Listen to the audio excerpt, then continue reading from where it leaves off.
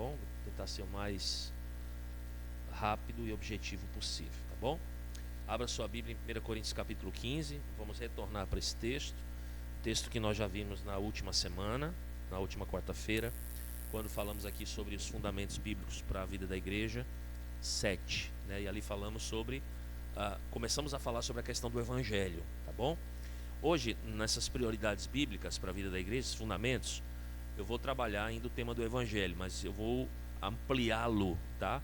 Então nós vamos falar hoje à noite sobre o Evangelho aplicado, ok?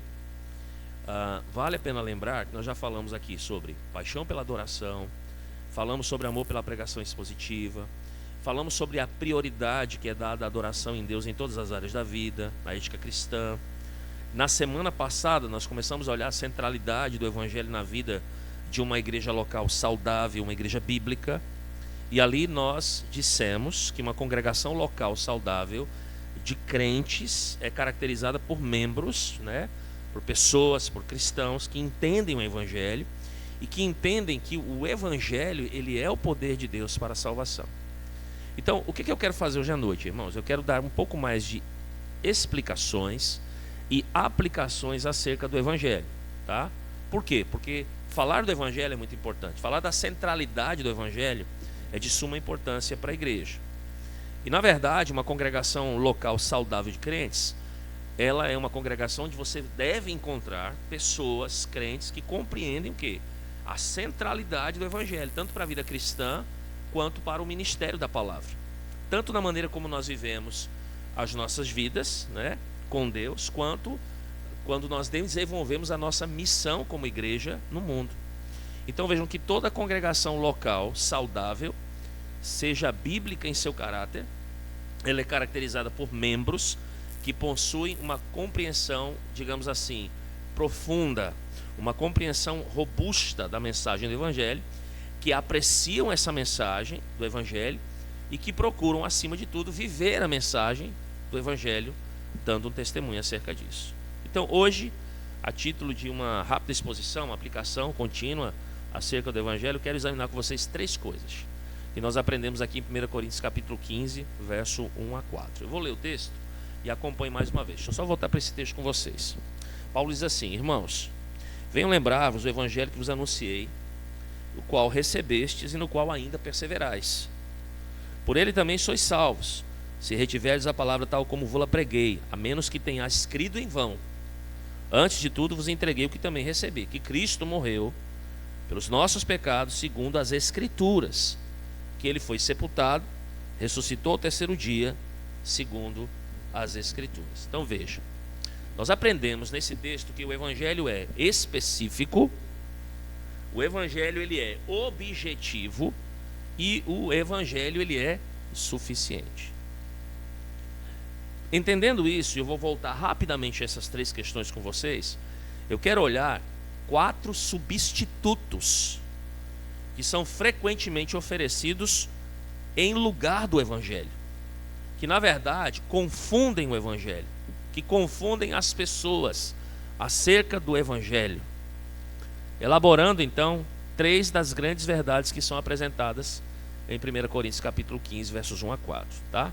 Então na semana passada, quando nós estávamos examinando o Evangelho juntos, nós dissemos que uma maneira de resumir o Evangelho, vocês vão se lembrar, é dizer que o Evangelho é o quê? O Evangelho são as boas novas, tá? Ou nós até alongamos um pouco isso quando nós dissemos que o Evangelho são as boas novas do senhorio do Redentor Deus na pessoa e na obra de Cristo Jesus. Sua humilhação, né? A sua encarnação, o seu ministério, a sua morte, o seu sepultamento, a sua ressurreição e a sua ascensão. Então aqui, logicamente, nós já temos boas informações, mas esse basicamente é apenas um resumo do que Paulo diz aqui em 1 Coríntios capítulo 15, de 1 a 4. Então, o que nós aprendemos sobre o Evangelho nesse texto? Primeira coisa, vou lembrar vocês, o Evangelho ele é específico, tá bom? O Evangelho ele é específico. Paulo está nos dizendo que o Evangelho ele é específico e ele é ao mesmo tempo objetivo e que ele é suficiente. Então ele está nos dizendo que o Evangelho ele é específico. E veja as 3 maneiras As 3 maneiras pelas quais ele diz que o evangelho é específico. E veja que quando eu estou dizendo que o evangelho é específico, eu quero dizer que o evangelho ele tem o quê? Um conteúdo definido e irredutível. Ok? Guardem isso aí. Ou seja, ele é uma mensagem específica.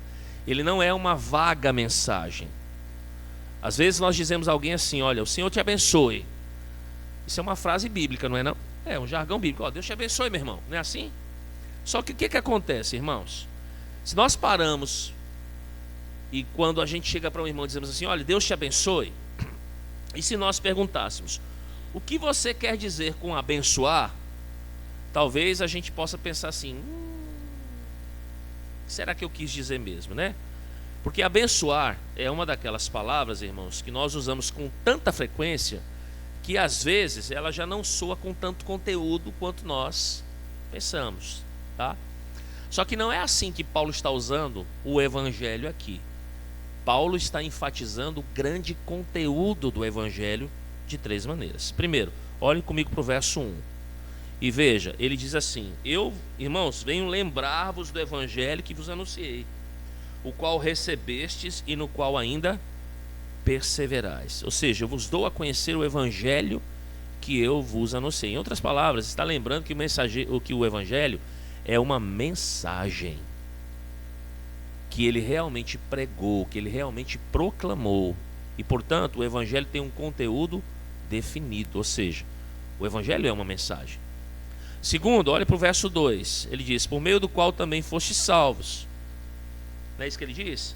Se retiverdes a palavra tal como vula preguei, a menos que tenhais crido em vão. Essa é outra maneira pela qual ele diz que o evangelho não é vago, não é amorfo, não, ou seja, ele não é sem forma ou conteúdo, ele não é efêmero. Pelo contrário, Paulo está dizendo que o evangelho é concreto, há um conteúdo. E ele diz: a palavra que eu preguei, a mensagem que eu preguei, que eu transmiti a vocês. Então, existe um conteúdo definido nessa mensagem. Veja, nós temos um evangelho que tem uma mensagem, e na mensagem há um conteúdo definido. E aí o que ele faz? Ele nos dá um esboço do conteúdo. E essa é a terceira maneira pela qual ele enfatiza que o evangelho então também é o que? Específico. Veja o que ele diz agora, no verso de número 3. Antes de tudo vos entreguei o que recebi. Olha lá, ele diz o quê? Que Cristo morreu pelos nossos pecados segundo as Escrituras. Então Paulo está dando um breve esboço do conteúdo da mensagem que ele estava pregando. Então, portanto, o evangelho é o quê? Específico.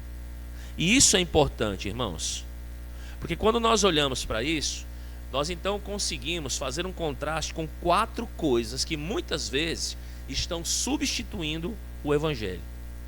E uma das coisas que nós vamos descobrir, pelo menos em 3 dessas coisas, é que muitos estão substituindo o evangelho simplesmente pelo fato de que as pessoas não estão entendendo adequadamente como o evangelho ele é específico, que é o que Paulo está nos mostrando. Ele tem um conteúdo e uma mensagem, e ela é o que? Específica, está aí no verso número 3. Ele tem um conteúdo definido, que não pode ser alterado e não pode ser reduzido. E que 4 coisas são essas então que às vezes são oferecidas no lugar do evangelho? Primeira, você vai ver o seguinte: primeira coisa que eles vão dizer, veja lá, entendendo que o evangelho é objetivo, o evangelho é suficiente, ele vai dizer assim: Deus aceita você. Não é assim? Deus aceita você. Olha, venha do jeito que você está, Deus aceita você. Essa é uma das coisas que nós ouvimos no nosso tempo, irmãos. Olha, Deus aceita você, você está bem com Deus, não fique preocupado, está tudo certo, vai dar tudo certo. O que está parecendo, irmãos? Está parecendo um consultório terapêutico. É coisa de terapêutico, de terapia. E nós podemos compreender, irmãos, como as pessoas podem então confundir exatamente essa mensagem com a plenitude da mensagem do evangelho. Por quê? Porque na verdade, quando o evangelho ele é pregado de maneira correta, compreendida, ele vai resultar num sentimento de aceitação por quem? Pelo Deus vivo. Deus de fato nos recebe? Sim, mas não é de qualquer forma. Deixa eu fazer uma pergunta para vocês, irmãos. O que é a justificação? O que nos fala a doutrina da justificação, irmãos? Hã? O que ela diz? Vocês sabem.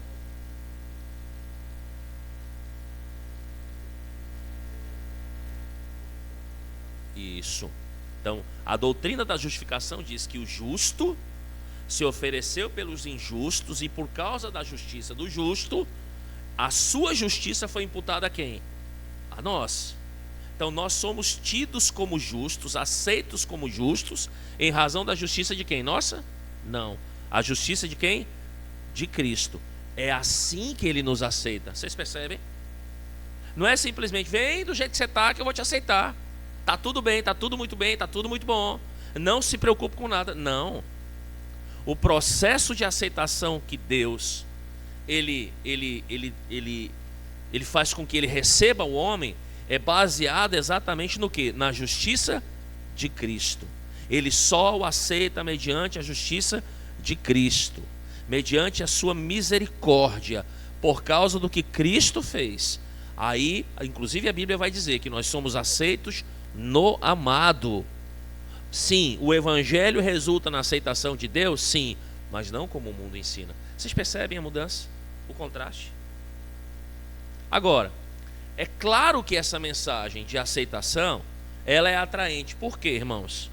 Porque em todo o mundo hoje, todo o globo terrestre, não é? Inclusive nas igrejas, há pessoas que experimentam o quê? Alienação. Há pessoas, irmãos, que experimentam isolamento. Há pessoas que experimentam, mesmo dentro da igreja, rejeição. E elas então têm o desejo de serem o quê? Aceitas. Pessoas que inclusive muitas vezes são rejeitadas pela sua própria família. Aí recebem o quê? Essa falsa mensagem como se fosse o evangelho. Vem que você vai ser aceito. E essa mensagem, irmãos, para quem passa por tudo isso, é uma mensagem o quê? Arrebatadora. Não é não? É o caminho mais fácil. Irmãos, aqui há boas notícias e más notícias. Por quê?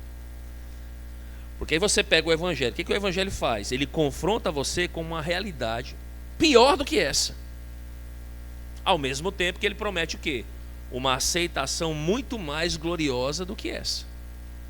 Então, a realidade pior do que essa, pior do que qual? Do fato de você estar alienado, do fato de você ser rejeitado, não é isso? Qual é a realidade pior do que isso, irmãos? A realidade é, você está alienado de Deus. E a sua alienação de Deus é por causa do seu pecado. Você está separado de Cristo. Você está debaixo da ira de Deus. Você está condenado. Você é alvo do julgamento de Deus. Vocês percebem? Essa é uma notícia pior do que se sentir o quê? Alienado, rejeitado por causa das pessoas. Mas qual é a notícia melhor?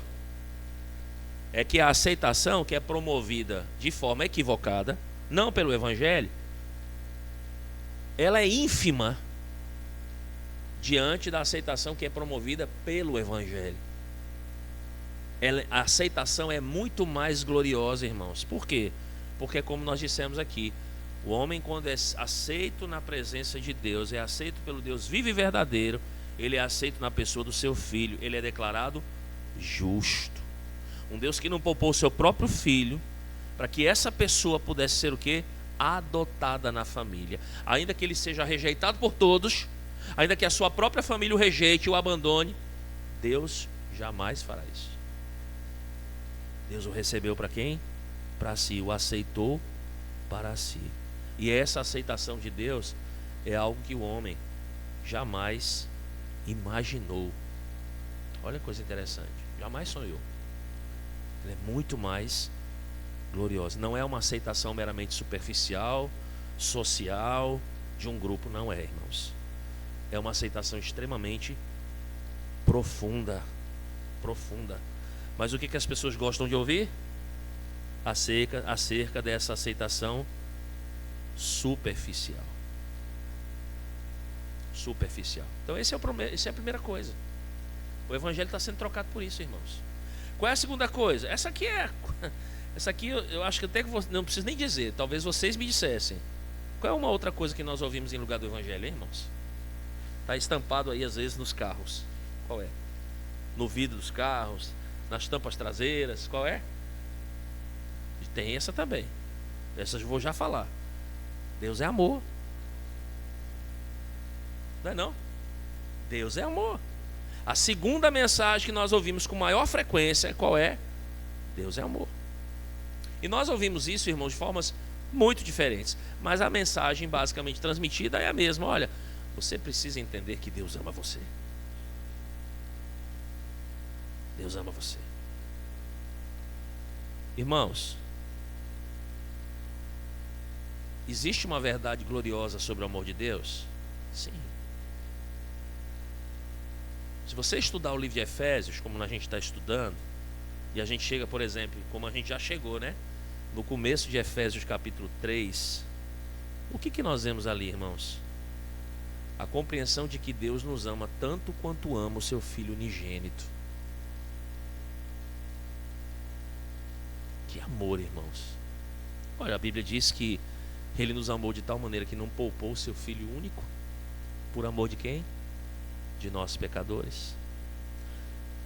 C.J. Mahine, o pastor batista reformado, ele vai dizer, quando ele prega em Isaías 53, que naquele momento parece que Deus nos ama mais do que ao próprio Cristo, quando Ele entrega o seu Filho na cruz. Parece, está dizendo que foi isso, porque Ele não poupou o seu próprio Filho por amor de quem? De nós, irmãos. E esse é um pensamento que a gente só contempla agora e por toda a eternidade. Um pensamento tão profundo, irmãos. A gente não chega ao fundo desse pensamento. Inclusive a gente vai ver isso em Efésios 3, que ele só pode ser contemplado através da luz da graça de Deus. A mensagem do Evangelho, irmãos, não é essencialmente Deus é amor, Deus te ama. Porque essa resposta muitas vezes ela pode gerar uma outra resposta específica. Bom, se Deus me ama, está tudo bem. Se Deus me ama, está tudo bem. E essa é a implicação da mensagem para quem está ouvindo. Ou ela pode provocar até outro tipo de resposta. Sabe qual é? Bom, se Ele me ama, Ele já me perdoou, está tudo perdoado. Está tudo bem comigo. Eu não preciso mais me preocupar com absolutamente nada. Ora, se Deus me ama, logicamente Deus vai fazer o quê? Vai me tratar com bondade, com amor, com perdão. E isso é um problema dele. Ele não é obrigado a me perdoar.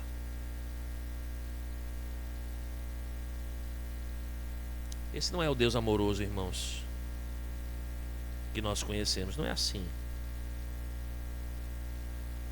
Irmãos, é interessante, cada vez mais, em algumas denominações e algumas igrejas, as pessoas estão respondendo a mensagem desse evangelho dizendo: olha, Cristo morreu por mim, beleza, tranquilo.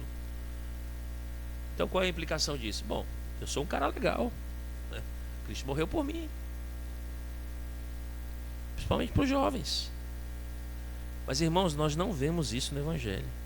A Bíblia diz, e ela não nos lembra, que Deus é simplesmente amor.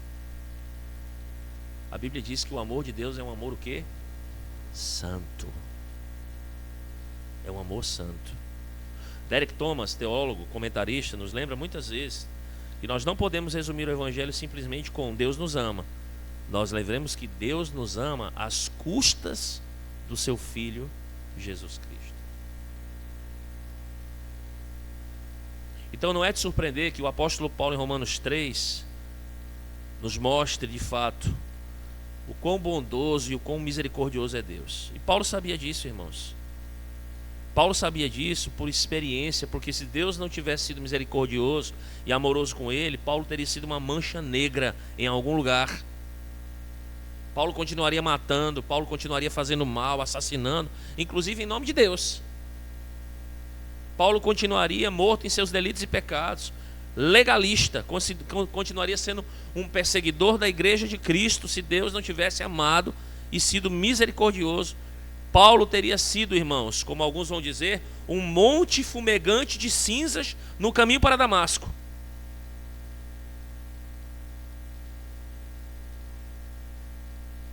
Paulo tem ciência disso. Basta você olhar o que ele escreve em Romanos 3. Ele mostra o seu amor, irmãos, de uma forma que a sua santidade não é comprometida. Ele faz isso em Cristo. À medida que nós descansamos e confiamos em Cristo, nós experimentamos a aceitação, nós experimentamos a bênção do seu amor. Portanto, Deus ama você. Não se chega a essa verdade gloriosa de um Deus sem que Ele te visite com graça e misericórdia sobre os teus pecados de rebelião contra Ele. Mas há uma terceira coisa. Então qual é a primeira, irmãos? Lembram lá? Qual foi a primeira? A segunda, Deus é amor. A primeira, Deus aceita você. Segunda, Deus é amor. A terceira, Deus é seu amigo. Olha, pense. É como alguém dizia certa vez: é o cara lá de cima, né?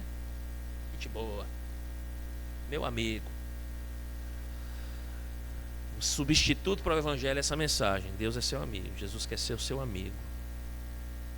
Irmãos, quando nós dizemos isso, ou quando alguém diz isso, você sabe o que essas pessoas estão transmitindo? Um sentimento de simpatia de Deus. Só isso, mais nada. Deus é um Deus simpático. Deus entende as coisas difíceis que você enfrenta na vida, nesse mundo, está ao seu lado nas provações da vida, e essa é uma mensagem muito importante. E na verdade também faz parte da mensagem bíblica, que nosso Deus é um Deus que está perto e cuidando de quem? Do seu povo, nos seus momentos de necessidade. Mas, irmãos, substituir a ideia de que Deus é o nosso amigo, ou que Jesus quer ser nosso amigo, e que Deus simpatiza com o evangelho, é roubar da nossa experiência a plenitude daquilo que Ele diz que fará por nós, por sermos o seu povo. O povo de Deus, irmãos, ele precisa de muito mais do que a simpatia de Deus. Na verdade, nós não precisamos de um Deus simpático. Precisamos de um Deus que perdoe os nossos pecados e que nos mude completamente. Senão nós estamos perdidos, irmãos. No evangelho, irmãos, nós aprendemos que a amizade de Deus conosco foi comprada às custas de Cristo, do seu próprio Cristo, do seu próprio Filho, do seu próprio ungido. Cristo vai clamar: Deus meu, por que me abandonaste? Ele abandonou o seu próprio Filho, irmãos, para que nós pudéssemos ser o quê? Amigos de Deus. Percebam que o Pai fez com que o seu próprio Filho experimentasse perda da sua amizade ali na cruz, para que nós pudéssemos ganhar a amizade de Deus por meio do seu Filho. Essa é a compreensão mais profunda, irmãos, mais rica, mais reconfortante, mais profunda da bondade, da amizade e do amor de Deus, do que jamais poderia ser encontrada quando é simplesmente transmitida. Deus é seu amigo.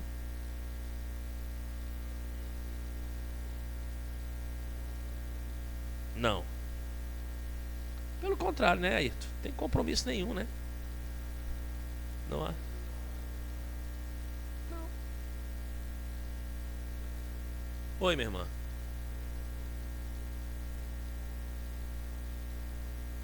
Sim.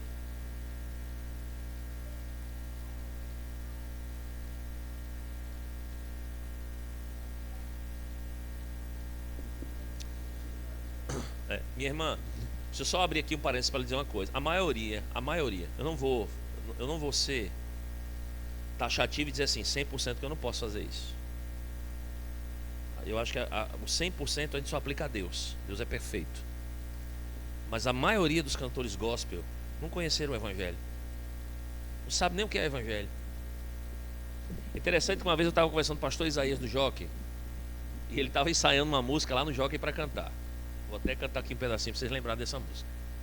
Deus de aliança, Deus de promessa, Deus que não é homem para mentir. Ele vai dizer, olha, até um cara desse que não conhece o evangelho, por misericórdia de Deus, ele consegue ainda reter alguma coisinha.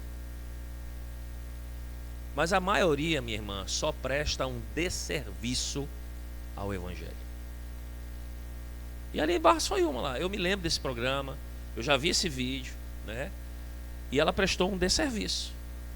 Aí eu acho interessante, né, que teve um programa em que ela foi, eu não sei se foi aquele programa das Altas Horas, em que e ela se sentiu muito mal naquele programa. Não sei se você lembra desse programa Altas Horas, que ela teve lá no programa. Ela estava muito em alta na época, e o Carlinhos Groisman chamou ela para ir, e meu amigo, rolou umas coisas lá no programa, e ela se sentiu altamente desconfortável por aquilo, né? É como se ela tivesse ali sentada na roda dos escarnecedores. Mas por outro lado foi dizer essa besteira de Xuxa, né? Que o nome da Xuxa estava no livro da vida. Exatamente. Mas ninguém quer confrontar pecado, né? Para se queimar, né? E na época esses cantores estavam sendo patrocinados pela Som Livre, então aí por aí você tira. Qual é a última coisa para a gente concluir, tá? Deixa eu só concluir agora. Uma outra coisa que distorce, que presta um desserviço e que a gente ouve muito por aí. Eu vou resumi-la numa frase. A frase é a seguinte: faça alguma coisa. É o evangelho de fazer alguma coisa. Meus irmãos, muitas vezes, mesmo em igrejas que creem na Bíblia, o evangelho está sendo apresentado exatamente dessa forma. Faça alguma coisa, você tem que fazer alguma coisa. Por exemplo, você precisa ser bom. Você precisa ser bom. E veja porque é muito natural isso acontecer, tá? E até por ignorância do que a Escritura diz. Quando você olha para a cultura, o que você vê na cultura hoje? Você vê uma cultura imoral. Você vê uma cultura no nosso país, como foi lá da época que a gente está estudando em 1 Samuel. Uma cultura em declínio. E muitas vezes, o que acontece? Pregadores, até com boa intenção, dizem: gente, esse mundo é o quê? Ele jaz no maligno, esse mundo é pecaminoso, esse país é pecaminoso, e nós precisamos ser bons. E muitas vezes, eles estão apresentando o evangelho exatamente assim. Sejam bons. Mas, irmãos, essa é uma péssima notícia quando você chama isso de evangelho. Por quê? Seja bom significa que eu e você vamos para o inferno porque não temos sido o quê? Bons. Mas Paulo diz: nós não podemos ser bons. Paulo vai dizer, irmãos, que na verdade ninguém é bom.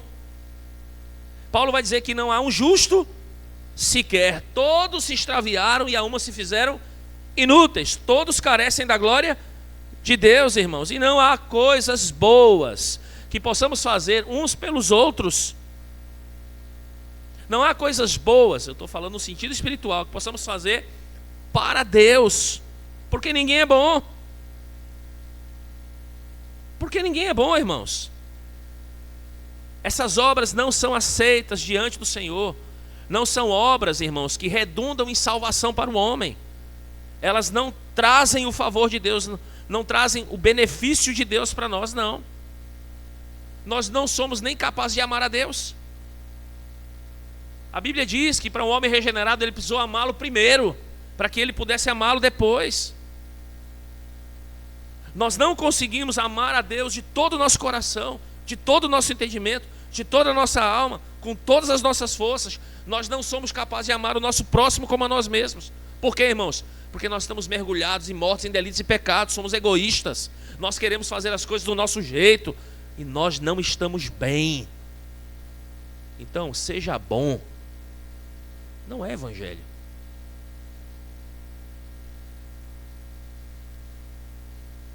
Mesmo aqueles que dizem: sejam bons, façam o que é certo, e consideram isso o evangelho, às vezes estão dizendo coisas assim, ó: essas são as boas novas, meus amigos. É um mundo difícil lá fora. Faça o bem. Pense positivamente.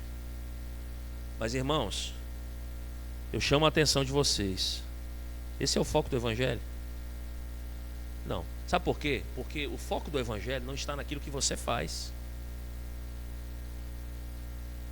O foco do evangelho não está naquilo que você fez. O foco do evangelho não é sobre o que você deve fazer. Não, irmãos. E tenho certeza disso. Quando o evangelho é pregado dessa forma e alguém crê dessa forma, não vai funcionar, não vai dar certo. Não vai dar certo. Porque o problema, e eu falei sobre isso inclusive aqui domingo, o problema, ele não está fora de nós. Vocês percebem? O problema não está, irmãos, fora de nós. O problema está dentro de nós. A solução para o nosso problema não está dentro de nós. A solução do problema está fora de nós. É o contrário. O problema está dentro e não fora. E a solução não está dentro. Está onde? Fora. Então, não é no que você faz ou no que você precisa fazer.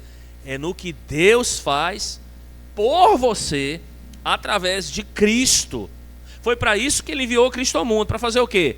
Para vir, para sofrer, para morrer, para cumprir a lei perfeitamente, para ser oferecido pelo sacrifício, pelos pecados do seu povo, daqueles escolhidos de Deus, pelos nossos pecados.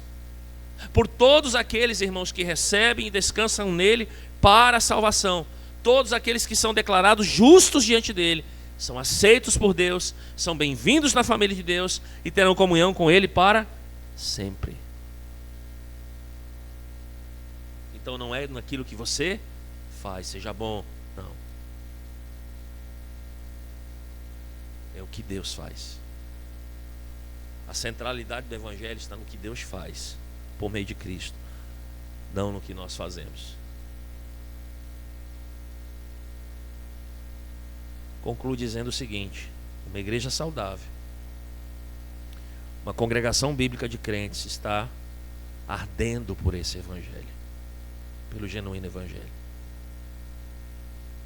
Crente de verdade, irmãos, quer viver esse evangelho. E ele quer viver esse evangelho nos seus relacionamentos uns com outros. Ele quer viver esse evangelho com o Senhor, no seu relacionamento com o Senhor. Ele quer viver esse evangelho dando testemunho desse evangelho ao mundo. Irmãos, esse evangelho tem tudo a ver na maneira como nós vivemos, na maneira como nós entendemos as coisas, na maneira como nós estamos aqui para fazer tudo aquilo que Deus nos delega. Porque a missão da igreja é viver e proclamar a verdade ao mundo, o evangelho ao mundo. O evangelho. Que Deus nos abençoe, irmãos. Vamos orar. Obrigado, Senhor, pela Tua palavra nessa noite. Obrigado pelo nosso momento de oração. Ó Senhor, não nos permita entender o evangelho equivocadamente, nem muito menos pregá-lo de forma equivocada, ó Deus. Nos faz compreender a verdadeira mensagem, Senhor, centrada